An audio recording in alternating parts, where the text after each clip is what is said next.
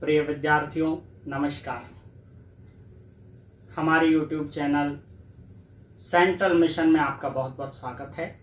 मैं दीपक मेहता आपके लिए नित्य प्रति चैप्टर की मैं वीडियो लेकर के आ रहा हूं और आपसे एक रिक्वेस्ट है मेरी, अगर आप वीडियो शुरू कर रहे हैं केवल पढ़ने के लिए तो आप उसे लास्ट तक ज़रूर देखें। आपको पता होगा कि जो व्यक्ति सफ़र की शुरुआत करता है और बीच में ही सफ़र को छोड़ देता है तो वह मंजिल पर कभी नहीं पहुंच सकता।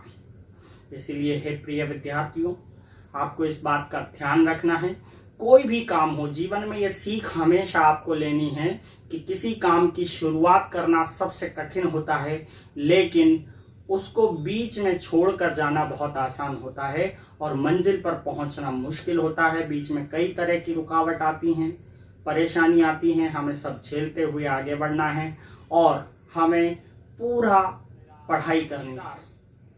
माता सरस्वती जो विद्या की देवी हैं, उनको मैं सादर प्रणाम करता हूं और आज का नया टॉपिक शुरू करता हूं।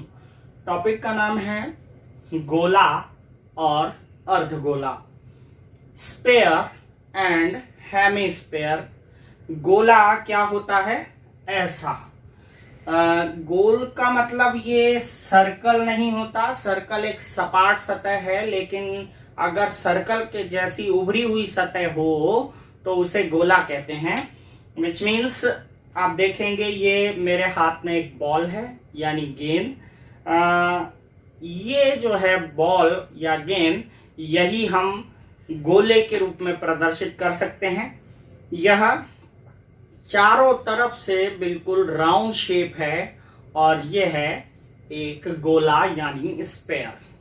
हम इस पर आधारित प्रश्न करने वाले हैं आज। पहले जान लेते हैं इसमें कितनी सतह होती है। आप देखेंगे चारों तरफ से घुमा के इसमें कोई और सतह नजर नहीं आ रही है, तो ये जो सतह है केवल एक ही इसमें होती है। और शेप में अलग अलग सतह होती हैं, लेकिन बॉल में या गेंद में या गोला में केवल एक सतह होती है। उसी सतह को, क्योंकि अब ये लुढ़क रही है यानी लोटनिक सतह है, तो हम इसे वक्र पृष्ठ भी कह सकते हैं। क्योंकि ये एक ही होती है, यह संपूर्ण पृष्ठ भी हो सकती है या केवल पृष्ठ भी हम इसे कह सकते हैं। तो हम इसके सूत्रों का प्रतिपादन, हम यहाँ पे फॉर्मूले देख लेते हैं।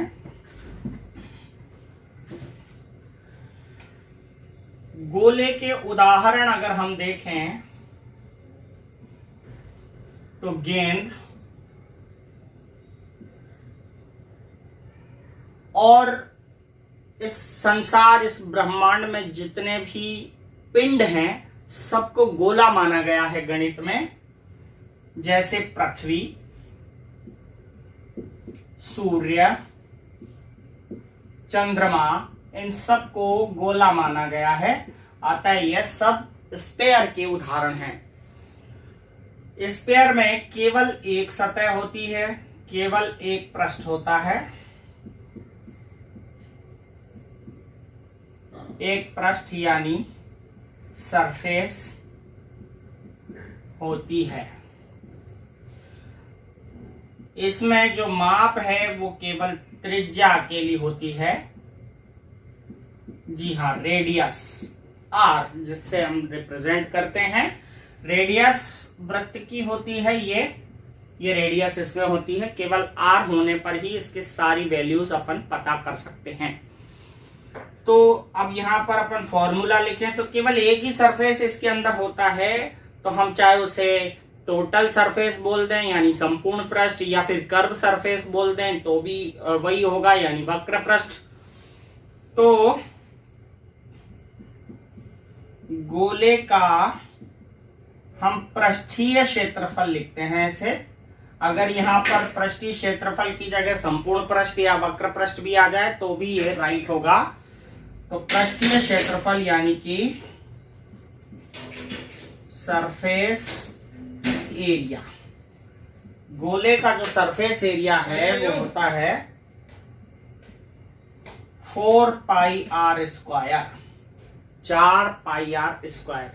अगर इसके ट्रिक से अपन समझें तो 4 पाई का मतलब होता है खटिया और आर स्क्वायर। तो अगर आप ये समझ पाए तो इसका जो सूत्र है गोले का पृष्ठीय क्षेत्रफल का वो होता है खटिया R square, 4 pi are square. ठीक है, हंसी मजाक की बात है, लेकिन 4 पाई आर स्क्वायर इसका पृष्ठीय क्षेत्रफल, संपूर्ण पृष्ठीय क्षेत्रफल या वक्र पृष्ठीय क्षेत्रफल एक ही होता है, तो एक ही फॉर्मूला भी होता है। दूसरा, अब इसमें आयतन, गोले का आयतन यानी कि वॉल्यूम, ये होता है 4/3 पाई आर क्यूब। बस इसमें 2 फॉर्मूले होते हैं। इसके बाद हम चलते हैं अर्धगोले के ऊपर। स्पेयर की ये सारी बातें आपको याद रखनी है। गेंद, पृथ्वी, सूर्य, चंद्रमा सब स्पेयर के यानी गोले के उदाहरण हैं। इसमें केवल एक पृष्ठ होता है। इसकी माप को त्रिज्या कहते हैं। गोले का पृष्ठीय क्षेत्रफल का सूत्र होता है 4 पाई आर स्क्वायर। गोले के आयतन का सूत्र होता है 4/3 पाई आर क्यूब। अब हम चलते हैं अर्धगोले पर। अर्धगोले को हम इंग्लिश में कहते हैं, देखिए ये एक स्पेयर बॉटल का ढक्कन है। ये कुछ अर्धगोले के जैसा है, बस थोड़ा यहाँ पर सरफेस इसको टिकाने के लिए दिया गया है, लेकिन अर्धगोले में ये सब गोल होता है, बिल्कुल राउंड होता है। तो मैं इसको लेकर आपको बताने वाला हूं। अब इस अर्धगोले को अगर देखा जाए तो ये जो चीज है बाउल की तरह आप मान सकते हैं इसे। अर्धगोले में 2 सतह नजर आ रही हैं, एक तो ये राउंड वाली सतह है और एक ये वाली सतह। ये जो सतह है ये बिल्कुल वृत्ताकार है, तो ये इसका वृत्तीय भाग हो गया। और ये जो नीचे की सतह है ये क्योंकि लुढ़क सकती है, इसीलिए ये इसका वक्र पृष्ठ यानी कर्व सरफेस हो गया। तो इसमें 2 पृष्ठ होते हैं। पहले तो हम इसके उदाहरण देख लेते हैं। उदाहरण में आप कटोरी को ले सकते हैं या आधी गेंद, इसका उदाहरण है। इसमें 2 सतह होती हैं।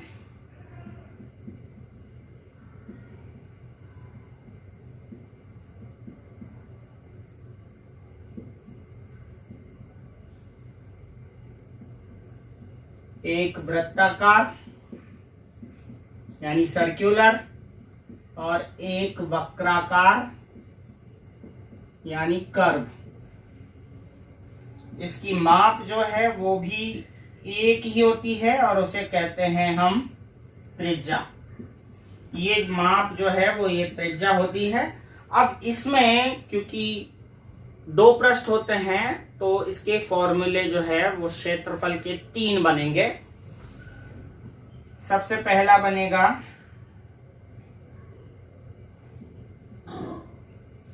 वृत्ताकार भाग का क्षेत्रफल। तो सर्कल का क्षेत्रफल होगा पाई आर स्क्वायर। इसके बाद आएगा वक्राकार या वक्र पृष्ठीय क्षेत्रफल। वक्र पृष्ठीय क्षेत्रफल यानी कि CSA, वो होगा 2 पाई आर स्क्वायर।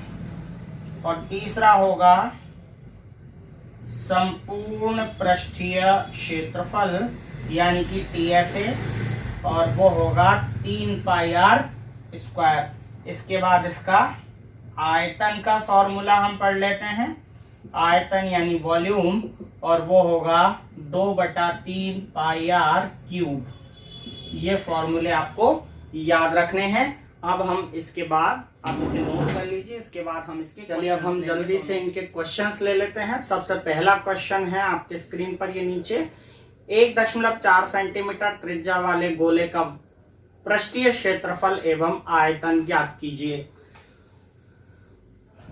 क्वेश्चन नंबर 1 है, गोले की त्रिज्या यानी स्फीयर की रेडियस दे रखी है, वो है 1.4 सेंटीमीटर। अपन को इसका पृष्ठीय क्षेत्रफल यानी कि सरफेस एरिया ज्ञात करना है, और आयतन यानी कि वॉल्यूम ज्ञात करना है। अब देखिए, आप जब आपको त्रिज्या दे रखी है गोले में, आपको एक ही माप की आवश्यकता होती है और वो आपको दे रखी है, तो आपको बस डायरेक्ट फॉर्मूले लगाने हैं और सॉल्व करना है। सबसे पहले हम गोले का पृष्ठीय क्षेत्रफल ज्ञात करेंगे। क्षेत्रफल का सूत्र मैंने आपको बताया था 4 पाई आर स्क्वायर गोले का। यहाँ आपको पृष्ठीय क्षेत्रफल भी बोल सकता है, वक्र पृष्ठ भी बोल सकता है और संपूर्ण पृष्ठ भी बोल सकता है। सभी एक ही होते हैं क्योंकि गोले में केवल एक ही पृष्ठ है और वही उसका वक्र पृष्ठ है, वही उसका संपूर्ण पृष्ठ है, वही उसका पृष्ठ है। तो फॉर्मूला लगा दिया है, मान रखते हैं 4 का 4 इंटू पाई की वैल्यू तो 22/7 होती है और r की वैल्यू यहाँ 1.4 रखनी है 2 बार। 7 से हम काट देते हैं 0.2 बार, 7 दूनी 14, यहाँ 0.1 अंक बाद है तो यहाँ भी 1 अंक बाद लगाएंगे, 0.2 बार ये कट गया। इसके बाद हम यहाँ गुणा कर देते हैं, 22 चौके 88, 88 दूनी 176 और 0.1 अंक बाद है तो 17.6। इसके बाद हमने इससे गुणा नहीं किया है तो 1.4 गुणा कर देते हैं। 14 छंग 84 हासिल का 4, 14 7 98 और 4 102 हासिल का 10, 14 एकम 14 और 10 24, 0.1 अंक और 2 अंक बाद है 24.24 इसका आंसर है। और क्योंकि ये क्षेत्रफल है इसीलिए सेंटीमीटर स्क्वायर में एक ही आंसर हो गया। इसी तरह से हम इसका आयतन निकाल लेंगे, गोले का आयतन यानी वॉल्यूम। तो वॉल्यूम का फॉर्मूला होता है 4/3 पाई आर क्यूब। मान रख देते हैं 4/3, पाई का मान वही 22/7, आर का मान यहाँ 3 बार रखना है 1.4 इंटू 1.4। यहाँ 7 से वापस कट रहे हैं 0.2 बार। अब आपको सबको मल्टीप्लाई करना है, इसको इसको इसको इसको इसको और 3 से भाग लगाना है और इकाई सेंटीमीटर क्यूब लिखनी है। इतना काम आप कर सकते हैं। अब हम जल्दी से सेकंड क्वेश्चन ले लेते हैं। एक गोले का वक्र पृष्ठीय क्षेत्रफल 616 वर्ग सेंटीमीटर है। Area of a sphere is 616 centimetre square. Then find volume यानी आयतन ज्ञात करना है। तो यहां पर हम लिखते हैं गोले का वक्र पृष्ठीय क्षेत्रफल यानी CSA बराबर 616 सेंटीमीटर स्क्वायर। देखिए गोले का मैंने आपको बताया था, ये गोला है, इसमें एक ही पृष्ठ होता है, चाहे वो किसी भी नाम से आपको दे, फॉर्मूला लगेगा 4 पाई आर स्क्वायर। तो गोले का वक्र पृष्ठीय क्षेत्रफल दे रखा है, पूछा है इसमें आयतन, तो आयतन यानी वॉल्यूम को हम कर देते हैं क्वेश्चन मार्क। अब यहाँ पर लगा देते हैं फॉर्मूला, चूंकि 4 पाई आर स्क्वायर बराबर दे रखा है 616। हम यहाँ पे वैल्यू रखते हैं, 4 पाई की वैल्यू 22/7, आर स्क्वायर बराबर 616। 4 और 22 नीचे आएंगे, 7 ऊपर चला जाएगा, 616 इंटू 7 और 22 और 4 नीचे ले लेंगे। अब हम इसे कैंसिल करते हैं 4 से, 4 एकम 4 बचे 2, 21 हो गए, 4 पंजे 20 बचा 1, 4 चौका 16, 154। और ये पहाड़ा इंपॉर्टेंट मैंने बताया था, 22 सत्ते 154 होता है, तो आर स्क्वायर बराबर हो गया 7 स्क्वायर। तो आर का मान आ गया 7, क्योंकि घातें समान है तो आधार को भी समान कर दीजिए, आर बराबर 7 सेंटीमीटर।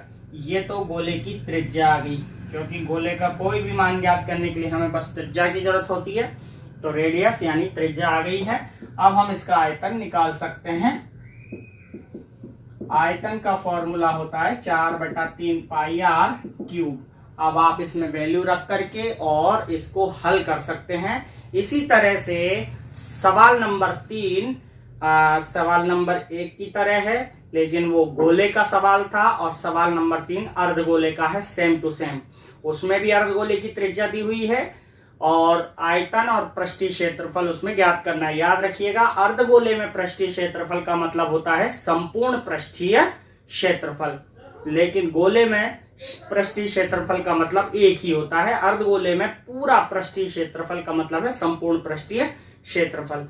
वक्र पृष्ठ और उसका जो बेस है वो अलग अलग होगा, लेकिन अगर पृष्ठीय क्षेत्रफल की कहे अर्धगोले में यानी सरफेस एरिया की, तो आपको टोटल सरफेस एरिया यानी संपूर्ण पृष्ठीय क्षेत्रफल का सूत्र लगाना है। तो आपको एक तो इसको सॉल्व करना है और आंसर लिखना है सेंटीमीटर क्यूब में सॉल्व करके, और इसके बाद सवाल नंबर 3 सवाल नंबर 4 आपको सॉल्व करने हैं। ये अर्धगोले से रिलेटेड सवाल हैं, यानी कि हेमीस्फीयर से, और वो बिल्कुल सेम पहले और दूसरे सवाल की तरह हैं, लेकिन पहले और दूसरे सवाल गोले के थे, ये अर्धगोले के हैं। 5वां सवाल है, एक बेलन एक शीशे का बना है। बेलन यानी सिलेंडर शीशे का बना है, जिसकी रेडियस त्रिज्या 4 सेंटीमीटर तथा ऊंचाई हाइट 10 सेंटीमीटर है। इसे पिघलाकर 2 सेंटीमीटर त्रिज्या की कितनी गोली यानी कि स्पेयर बनाए जा सकते हैं। देखिए, आपको मैंने बताया था पिघलाने वाले सवाल में हमेशा आयतन ज्ञात करना पड़ता है, और जहां आयतन में संख्या पूछी हो, यानी एक चीज में दूसरी चीज भरने की संख्या, हमने पहले भी अध्यायों में पढ़ा हुआ है कि एक चीज में किसी चीज को भरने की संख्या पूछे तो आपको आयतन में आयतन का भाग लगाना है। सेम प्रोसेस यहां पर होगी। बेलन से पिघला करके गोली बन रही है, तो बेलन के आयतन में गोले के आयतन का भाग लगा दीजिए, उसकी संख्या आ जाएगी। अब हम करते हैं। देखिए, बेलन इस तरह का है, इसको पिघला करके कुछ गोलियां बनाई जा रही हैं। अब वो पता नहीं है कि कितनी बनेगी, लेकिन जितना इसका आयतन होगा उतनी संख्या में गोली बन सकती है। तो हमें इनकी संख्या ज्ञात करनी है कि ये कितनी गोली इससे बन जाएगी। तो हमें लिखना है बेलन की त्रिज्या। बेलन की त्रिज्या यानी रेडियस है 4 सेंटीमीटर और ऊंचाई है, ये हम बड़ा कैपिटल में लिख देते हैं, ये भी कैपिटल में लिख देते हैं, ऊंचाई है 10 सेंटीमीटर। इनको पिघला करके गोली बनाई जाती हैं। तो एक गोली की त्रिज्या क्या दे रखी है, एक गोली की त्रिज्या को हम आर से रिप्रेजेंट करेंगे। इसे हमने बड़ी आर से रिप्रेजेंट कर दिया है, तो अब इसे हम छोटी आर से रिप्रेजेंट करते हैं गोली की त्रिज्या को, और वो दे रखी है 2 सेंटीमीटर। तो इसको पिघला करके इसकी कितनी गोलियां बनाई जा सकती है, मतलब इसको वॉल्यूम तो वही रहेगा। तो हम लिखेंगे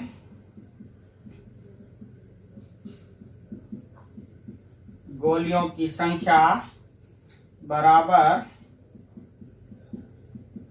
बेलन का आयतन बटा एक गोली का आयतन। अब आप यहाँ पर इनके दोनों के फॉर्मूले रख दीजिए। बेलन यानी कि सिलेंडर का वॉल्यूम का फॉर्मूला होता है πr²h। याद रखिएगा कि इसकी आर हमने कैसी ली है और एच कैसा लिया है, दोनों कैपिटल में है, तो कैपिटल स्मॉल से कैपिटल लेटर से ही रिप्रेजेंट कीजिएगा। तो πr²h। इसकी हमने जो रेडियस है वो स्मॉल आर में ली है, तो स्मॉल से ही रिप्रेजेंट करेंगे। और गोले का आयतन होता है 4/3 पाई आर क्यूब।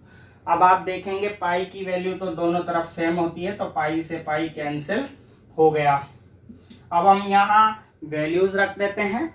बड़े आर की वैल्यू है 4, स्क्वायर है इसलिए 2 बार लिखेंगे, 4 × 4, और एच की वैल्यू है 10, तो हम यहाँ लिखेंगे 10। भिन्न के नीचे यानी हर में कोई भिन्न होती है तो उसका जो हर है वो ऊपर चला जाता है, यानी नीचे भिन्न हो तो वो पलट जाती है। 3 चला जाएगा ऊपर और ये 4 यहीं रह जाएगा इनटू फिर r की वैल्यू, छोटे r की वैल्यू है 2 तो 3 क्यूब लगा हुआ है तो 3 बार लिखेंगे 2 इंटू 2 इंटू 2।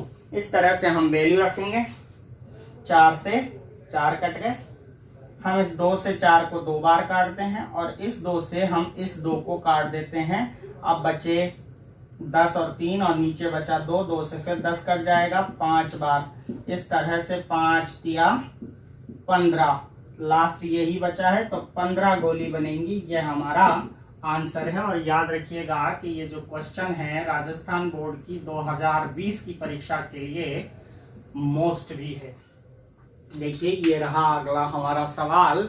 एक खोखला गोलीय सेल 2 सेंटीमीटर मोटा है, मतलब एक खोखला गोलीय सेल है 2 सेंटीमीटर मोटा है, इसकी बाह्य त्रिज्या 8 सेंटीमीटर है, तो इसमें लगी धातु का आयतन ज्ञात कीजिए। गोलीय शेल यानी कि स्फेरिकल जो है आप उसको समझ सकते हैं कि किस तरह का होगा। देखिए ये मेरे पास एक गोला है और इसकी जो प्लास्टिक है या कोई भी धातु है वो मोटी है और वो 2 सेंटीमीटर मोटी है, मतलब गोले के अंदर एक ऐसा गोला है जिससे कि बीच में गैप 2 सेंटीमीटर मोटा रह जाए। मतलब आप इस तरह से समझ सकते हैं ये गोला है और ये उसके अंदर भी एक और गोला है। इस बीच में जो गैप है इसका जो मोटाई है वो 2 सेंटीमीटर है और इसकी बाहरी त्रिज्या यानी कि बाहर की रेडियस जो है वो आपको दे रखी है 8 सेंटीमीटर। अब अपन देखें तो गोले के अंदर अगर गोला है तो बीच में धातु है तो हमें धातु का आयतन ज्ञात करना है। सीधा सीधा हिसाब किताब है कि बाहर वाले गोले में से अंदर वाले गोले का आयतन अगर आप घटा दें, ये देखिए बाहर वाले गोले का आयतन में से अंदर वाले का हटा दें तो ये जो बचेगा वो धातु का आयतन बचेगा। तो हम यहाँ पर लिख लेते हैं बाह्य त्रिज्या। बाह्य त्रिज्या मतलब एक्सटर्नल रेडियस, हम इसे कैपिटल R से दर्शा देंगे और वो होगी 8 सेंटीमीटर। अब धातु की मोटाई कितनी है? धातु की मोटाई को लिखेंगे हम 2 सेंटीमीटर। तो आंतरिक त्रिज्या निकाल लेते हैं क्योंकि आंतरिक त्रिज्या यानी इंटरनल रेडियस नहीं दे रखी है और वो है स्मॉल r। अब आप देखें बाहर की त्रिज्या 8 है और मोटाई 2 है तो 2 कम कर देंगे तो हमें अंदर की त्रिज्या प्राप्त हो जाएगी और वो होगी 8 - 2 बराबर 6 सेंटीमीटर। अब हमें बहुत आसान हो गया, दोनों गोलों की त्रिज्या पता है तो धातु का आयतन यानी बीच का हिस्सा जो है उसका आयतन निकालने के लिए आपको बाहर के गोले में से अंदर के गोले का आयतन घटाना पड़ेगा, वॉल्यूम घटाना पड़ेगा। तो गोले में लगी धातु का आयतन बराबर बाहरी आयतन माइनस आंतरिक आयतन। बाहरी आयतन गोले का आयतन का सूत्र 4/3 पाई r³ होता है। बाहर की त्रिज्या बड़ी R है और अंदर की त्रिज्या छोटी r है। तो ये अब यहां से अपन कॉमन ले लेते हैं। 4/3 पाई और 4/3 पाई दोनों जगह है तो कॉमन आ गया 4/3 पाई। अंदर बचा r³ और r³। यहाँ पे अपन वैल्यू रख देंगे तो 4/3 पाई का मान 22/7, r का मान बड़ी r का मान है 8 का क्यूब और छोटी r का मान है 6 का क्यूब। हम इसे कर सकते हैं 22 चौका 88 और 7 या 21। इसके बाद 8 का क्यूब यानी 8 का 3 बार गुणा हम ऐसे कर लेंगे 8 × 8 × 8, 8 × 8 64, 64 × 8 512। तो ये 512 और 6 का भी इसी तरह करेंगे 6 × 6 × 6, 6 छंग 36, 36 छक 216, 216। इधर कर लेते हैं हम,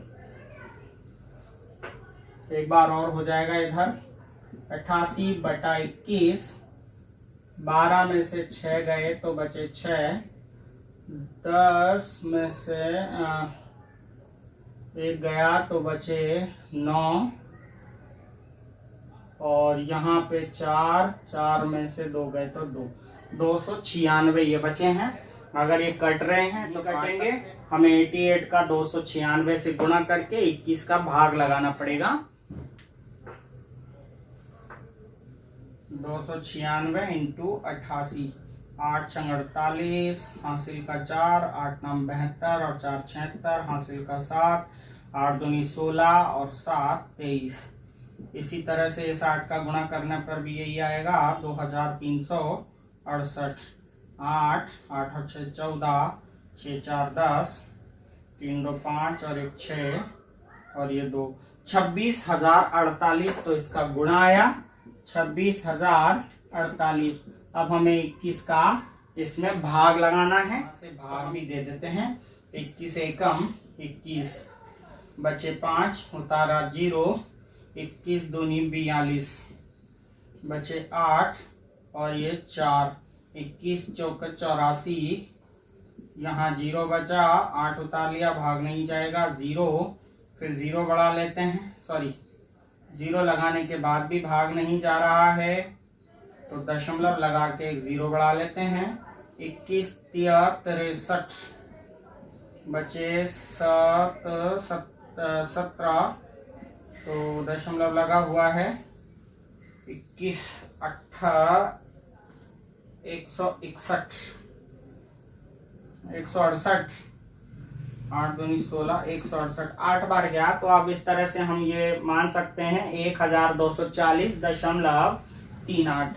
तो 26,048 में 21 का भाग लगाने पे आएगा 1240.38, क्योंकि आयतन है इसीलिए सेंटीमीटर क्यूब। ये हो गया हमारा आंसर।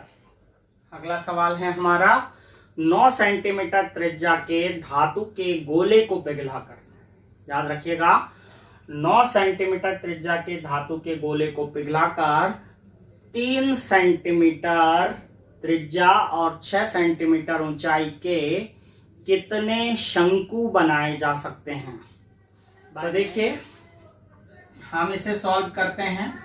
जैसा कि हमने पहले ही देखा है, अगर एक चीज से पिघलाकर कोई दूसरी चीज बनानी है तो उसका मतलब है कि अगर उसमें संख्या पूछी है तो हमें बड़े के आयतन में छोटे के आयतन का भाग लगाना है, अगर संख्या पूछी है तो। यहाँ पे वही है। पहले तो अपन गोले की त्रिज्या लिख लेते हैं। गोले की त्रिज्या को हम बड़ी आर से रिप्रेजेंट कर देते हैं और वो है 9 सेंटीमीटर। गोले में एक ही माप होता है। अब आ जाते हैं हम शंकु की ओर। तो शंकु की त्रिज्या, शंकु यानी कि कोन, और उसकी रेडियस को स्मॉल आर से रिप्रेजेंट करते हैं, वो है 3 सेंटीमीटर। और उसकी एच है यानी ऊंचाई, वो दे रखी है बराबर 6 सेंटीमीटर। अब अपन को शंकुओं की संख्या निकालनी है, नंबर ऑफ कोन निकालने हैं, शंकुओं की संख्या। तो बड़ी चीज क्या है जिसको पिघलाया जा रहा है? गोला। तो गोले का आयतन आएगा ऊपर, गोले का आयतन, और नीचे एक शंकु का आयतन आएगा, जिससे फिर शंकुओं की संख्या आ जाएगी।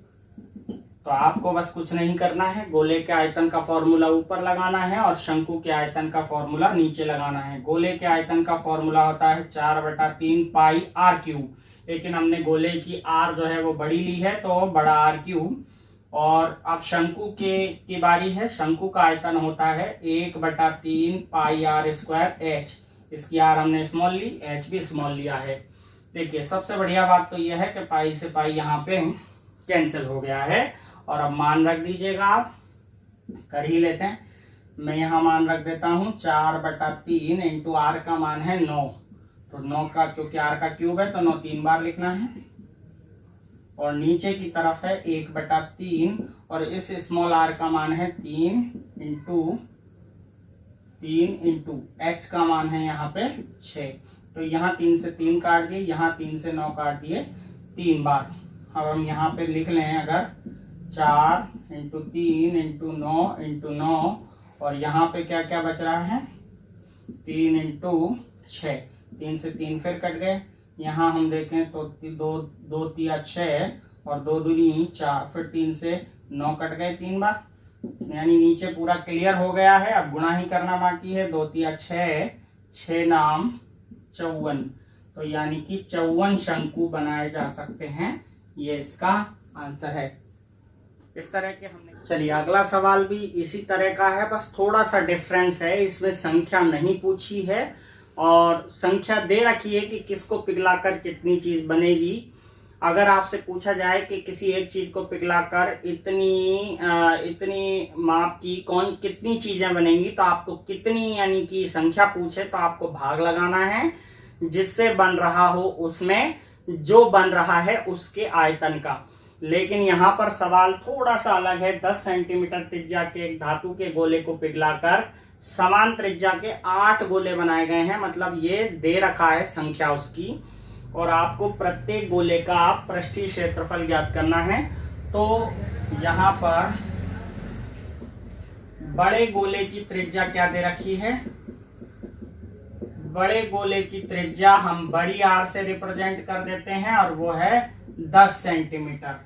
इसके बाद छोटे गोलों की संख्या दे रखी है आपको और वो है 8, त्रिज्या नहीं है।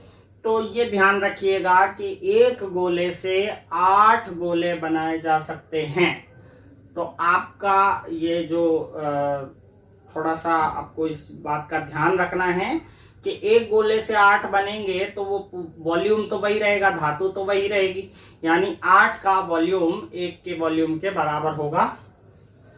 तो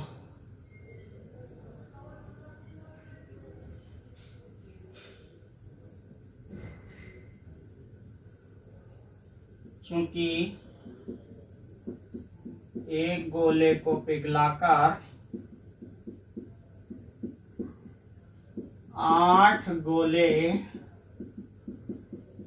बनाए जाते हैं। अच्छा, इसकी त्रिज्या जो है वो छोटे गोले की त्रिज्या आप मान लें r बराबर, ये भी पता नहीं है। तो एक गोले को पिघलाकर 8 गोले बनाए जाते हैं, तो 8 गोलों का आयतन, 8 गोलों का आयतन जो है वो बड़े गोले के आयतन के बराबर होगा, बड़े गोले का आयतन। तो 8 का 8 गोले के आयतन का यानी छोटे गोलों का आयतन का सूत्र हो गया 4/3 पाई आर क्यूब, और बड़े गोले का आयतन का सूत्र हो गया 4/3 पाई बड़ा आर क्यूब। देखिए 4/3 पाई से 4/3 पाई यहाँ डायरेक्टली कैंसिल हो रहे हैं, 8 को हम नीचे ले जाते हैं तो आर क्यूब बराबर हो गया आर क्यूब बटा 8। तो आर क्यूब बराबर हो गया आर का मान है यहाँ 10, तो 10 को 3 बार लिखेंगे, 10 इंटू 10 इंटू 10, और यहाँ पे 8, 2 से कट रहे हैं, 2 चौका 8, 2 पंज 10, फिर 2 से कट रहे हैं, 2 पंज 10, फिर ये वाले 2 से कट रहे हैं। तो इस तरह से ये 5 का क्यूब हो गया। जब दोनों तरफ घातें समान है तो आधार भी समान होगा, यानी एक गोले की त्रिज्या आ गई 5 सेंटीमीटर। अब आप एक गोले का पृष्ठीय क्षेत्रफल निकाल सकते हैं। एक गोले की त्रिज्या आ गई ना, तो एक गोले का पृष्ठीय क्षेत्रफल वो आप 4 पाई आर स्क्वायर लगा करके निकाल सकते हैं। इसमें आप आर की वैल्यू ये वाली रखिएगा, छोटे वाले गोले की। अब सवाल नंबर 9 व 10 आपको करने हैं। ये आपका HW है, क्योंकि सवाल नंबर 9 जो है वो दे रखा है, एक गोले का पृष्ठीय क्षेत्रफल दे रखा है और उसका आयतन पूछा है। तो आप पृष्ठीय क्षेत्रफल का फॉर्मूला लगाएंगे और उससे पहले उसकी आर ज्ञात करेंगे और इसके बाद उसका आयतन का फॉर्मूला लगाएंगे, वेरी इजी। इसके बाद 10वां सवाल है, एक शीशे के ठोस आयत फल की जिसकी माप दे रखी है 66 सेंटीमीटर, 42 सेंटीमीटर और 21 सेंटीमीटर। आयत फलकी का मतलब यहाँ पे घनाभ होता है, और घनाभ की लंबाई चौड़ाई ऊंचाई आपको दे रखी है, और उसको पिघलाकर 4.2 सेंटीमीटर व्यास की कितनी गोलियां बनाई जाएंगी? तो आपको बस यही करना है कि आयत फल की यानी घनाभ यानी कि क्यूबॉइड के आयतन में एक गोले के आयतन का भाग लगाना है, एक स्फीयर के आयतन का भाग लगाना है। तो ये भी इजी है। सवाल नंबर 11 अब हम करते हैं। 6 सेंटीमीटर व्यास का एक गोला 12 सेंटीमीटर व्यास के बेलनाकार बर्तन जिसमें पानी है में डाला जाता है। बर्तन का पानी कितना ऊपर आएगा? आप ये देखिए, ये बेलनाकार बर्तन है जिसका व्यास है 12 सेंटीमीटर, ये व्यास है और इसमें पानी भरा हुआ है ये इस तरह से। लेकिन अब इसमें जो है गोला, इस तरह का एक गोला जो है वो इसमें डालते ही ये पानी इस तरह से अपन डाल देंगे तो पानी थोड़ा ऊपर उड़ जाएगा। पानी पहले मान लीजिए यहाँ था तो पानी यहाँ आ गया। ये पानी की ऊंचाई अपन को ज्ञात करनी है। इसको इसमें डालते ही पानी थोड़ा ऊपर उठेगा तो पानी की ऊंचाई अपन को ज्ञात करनी है। सीधा सीधा अर्थ है इसमें, इससे इसमें, इससे इसमें का मतलब यही होता है आयतन बराबर कर दो। तो पहले मैं यहाँ मापे लिख देता हूं। गोले का व्यास दे रखा है, गोले का व्यास हम इसको 2 छोटा r लिख लेते हैं, यानी डायमीटर दे रखा है और वो है 6 सेंटीमीटर। तो रेडियस होगी 6/2 बराबर 3 सेंटीमीटर। ये गोले के माप हो गए। इसके बाद बेलन यानी सिलेंडर का व्यास, इसको हम 2 कैपिटल R लिख लेते हैं और ये दे रखा है 12 सेंटीमीटर। तो R बराबर हो गया 12/2 यानी 6 सेंटीमीटर। और इसकी हाइट दे रखी है। हाइट अपन को पता करनी है कि पानी कितना ऊपर चढ़ेगा। तो सीधी सी बात है, बेलन का आयतन बराबर गोले का आयतन लगाना है। बेलन का आयतन होता है πr²h, लेकिन बेलन में हमने कैपिटल R और कैपिटल H लिए हैं। और गोले का आयतन होता है 4/3 πr³। तो यहाँ पाई से पाई तो दोनों जगह हम कैंसिल कर देते हैं। इस R का मान है, बेलन का R है 6, तो 6 × 6 × h। और यहाँ पे 4/3 × R का मान है 3, तो 3 × 3 × 3, क्योंकि यहाँ r³ है।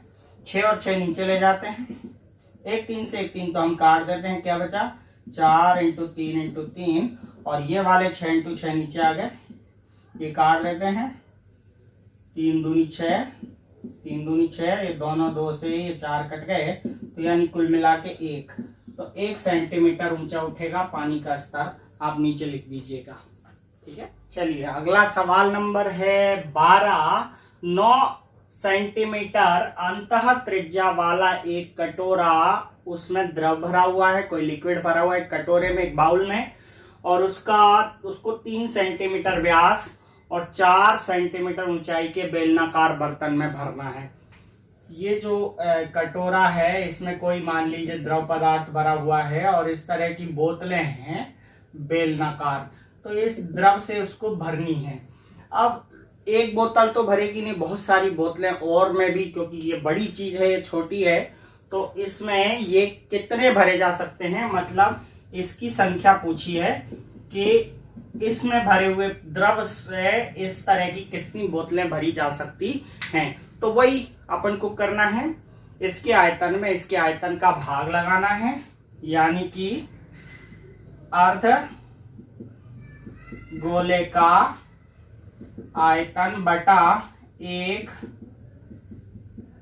बेलनाकार बोतल का आयतन। आपको ये करना है, सिंपली ये हो जाएगा। देखिए इसी तरह से हम अगला सवाल ले लेते हैं, सवाल नंबर 13। ये भी बहुत आसान है और थोड़ा मोस्ट क्वेश्चन भी है। एक गोले का व्यास दे रखा है आपको 0.7 सेंटीमीटर। तो गोले का व्यास यानी कि 2r बराबर 0.7 सेंटीमीटर, देन r होगी 0.7/2, दशमलव हटाया 0 बढ़ाया तो 7/20। या फिर ऐसा करते हैं हम 0.7/2 भाग ही लगा लेते हैं, 0.236 और बचा 1, 2 पंजे 10, इतना सेंटीमीटर हुआ। अब ये पूछ रहा है कि एक पानी की टंकी में अगर हम इस तरह के 3000 गोले डाल दें तो वो पानी बाहर चला जाएगा पूरा का पूरा। सीधा सा अर्थ हुआ कि 3000 गोले अगर किसी टंकी में डाले जाएं तो उसका पानी बाहर निकलेगा, मतलब जितना आयतन टंकी में जाएगा उतना आयतन का पानी बाहर निकल जाएगा। मतलब यही पूछा है कि 3000 गोलों का आयतन आपको ज्ञात करना है। पानी कितना बाहर निकलता है वो आपको इस तरह से घुमा के प्रश्न पूछा है, लेकिन दरअसल आपको 3000 गोले डालने हैं तो 3000 गोले के बराबर ही पानी बाहर जाएगा, मतलब आपको 3000 गोलों का आयतन निकालना है। तो यहां लिखेंगे क्योंकि एक गोले का आयतन बराबर होता है 4/3 पाई आर क्यूब, इसीलिए 3000 गोलों का आयतन क्या होगा, तो हमको यहाँ 3000 गुणित 4/3 पाई आर क्यूब लिखना है। और जब ये आंसर आ जाए आप इसमें वैल्यू रख दीजिएगा और आंसर आ जाए तो लिख दीजिएगा बाहर निकलने वाले पानी का आयतन बराबर इतने सेंटीमीटर क्यूब। ठीक है, बहुत आसान है। यहाँ पे 3 से 3000 काट लीजिएगा, बाकी वैल्यू रख दीजिएगा आर की ये वाली।